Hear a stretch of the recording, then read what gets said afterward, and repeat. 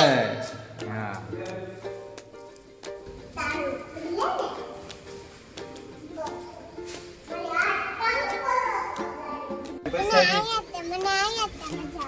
હા પ્રસાદી મળે બધું મળે કા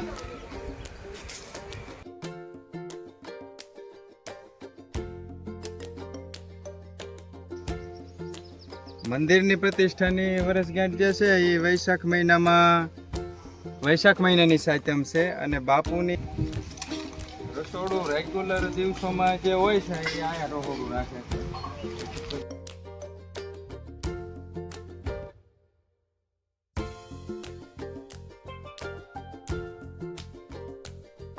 હાલો આપણે દર્શન કરી લીધા છે જાય ઘરે. હા ચાલો જલ્દી બેન ભાઈ જય જય ભગવતી શ્રી ગણપતિ દાદાની જય શ્રી ગણપતિ દાદા.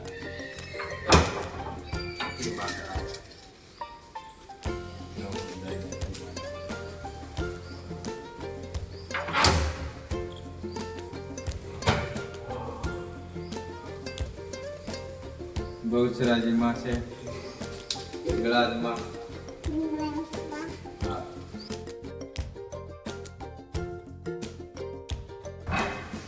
મહેશ્વરીમાં છે મહેશ્વરી માનું મંદિર છે.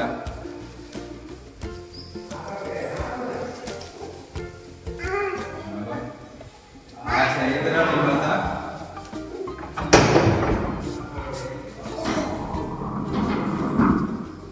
ઇન્દ્રાણી માનું મંદિર છે અમારા. ચાલો અને બેન ધીમે ધીમે બધા આ ચંડિકામાં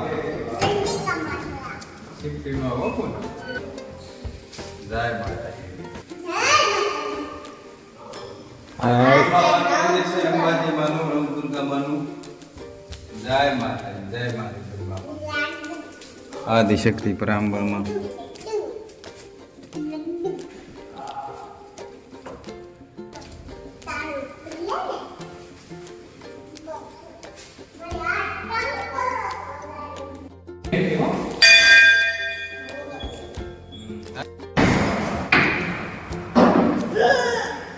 કુમારિકામાં છે કુમારિકામાં મંદિર છે. નરસિંહમાનું મંદિર છે. જય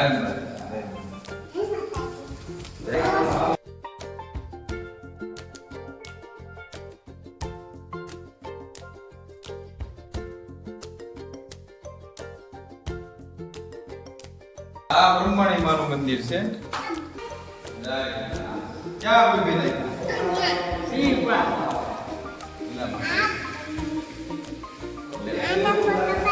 હા એનો ફોટો પાડ લે. બધાને જય અંબે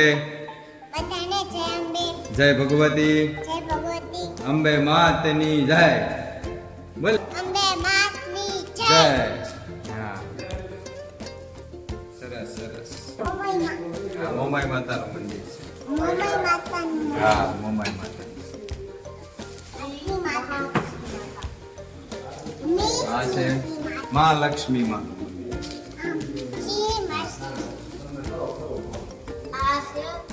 કાળ પહેરો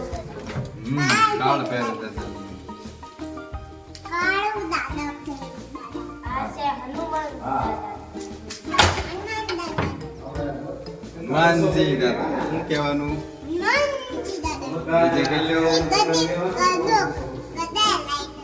ગદા લઈને આવે હનુમાન દાદા. બીજું શું છે?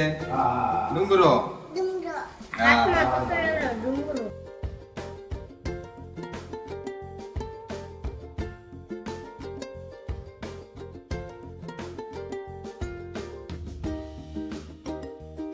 ધોની બેન આય મજા આવે. ક્યાં મજા આવે કેતો ધોનો? તાર પપ્પાને આમાં ફોન સામું જોઈ. હા પ્રસાદી મળે બધું મળે કા.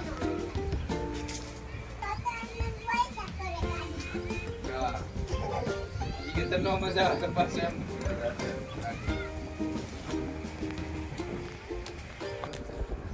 બહુ આનંદ આવે છે. અહીંયા આવીએ અહીંથી અમે એટલો સરસ મંદિર છે. જો બધા જોડે નાખી કીડીનું છે. જો અમે બધા ડોગેશભાઈ આરામ કરે છે. હા હાલો આયા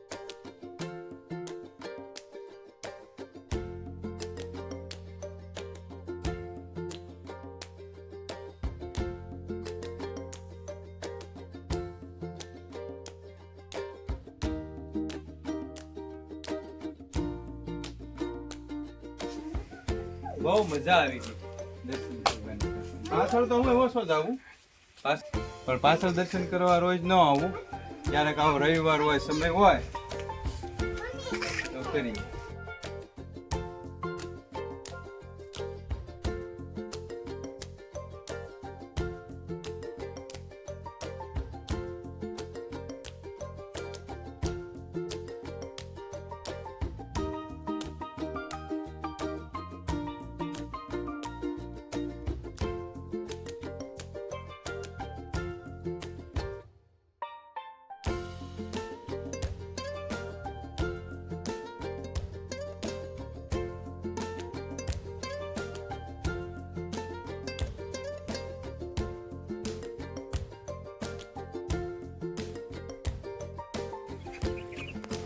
હવન ને એવું હોય, મંદિરની પ્રતિષ્ઠાની વર્ષગાંઠ હોય તો એ હવન ને એવું અહીંયા રાખવામાં આવે છે. નવરાત્રી છે. આ બાપુની ફૂલ સમાધિ આપેલી છે અહીંયા. બાપુ દેવ થઈ ગયા એની ફૂલ સમાધિ. મંદિરની પ્રતિષ્ઠાની વર્ષગાંઠ જે છે એ વૈશાખ મહિનાની સાતમ છે અને બાપુની જે તિથિ પુણ્યતિથિ છે ઈવડી જે છે એ શ્રાવણ સુદ સાતમ છે. શ્રાવણ મહિનાની સાતમ છે. પણ આમ સાતમ બે સાતમ જ આવે છે. અને અહીંયા સામે ચબૂતરો બનાવેલો છે મોટો સરસ મજાનો. કબૂતરા માટે શણ ને એવું બધું એમાં નાખવા માટે છે.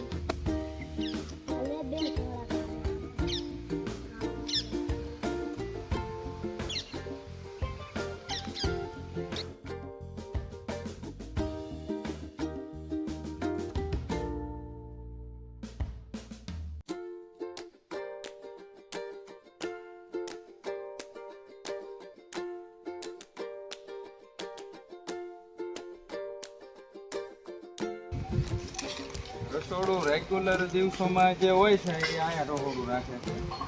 પ્રસાદી માટેનું બધા એને આવે, કોઈ મહેમાન આવ્યું હોય એમના માટે પ્રસાદી આ રસોડું અહીંયા નાનું રસોડું છે. બાકી પ્રસંગો પાત હોય તો અમે બીજું મોટું રસોડું છે ત્યાં દર્શન કરવાનું. તો અહીંયા રાજુભાઈ જય અંબે. રાજુ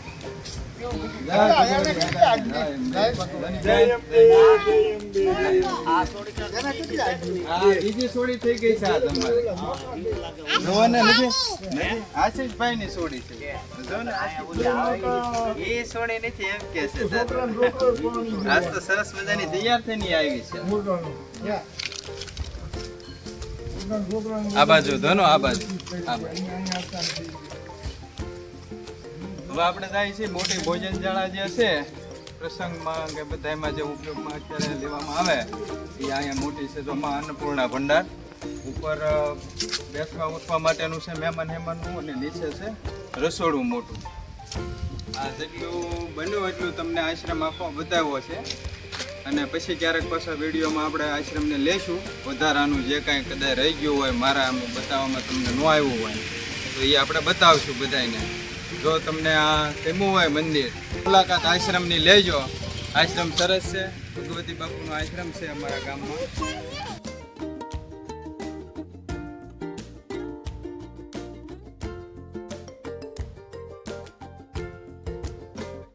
હાલો આપણે દર્શન કરી લીધા છે. દાઈ ઘરે. હા ચાલો.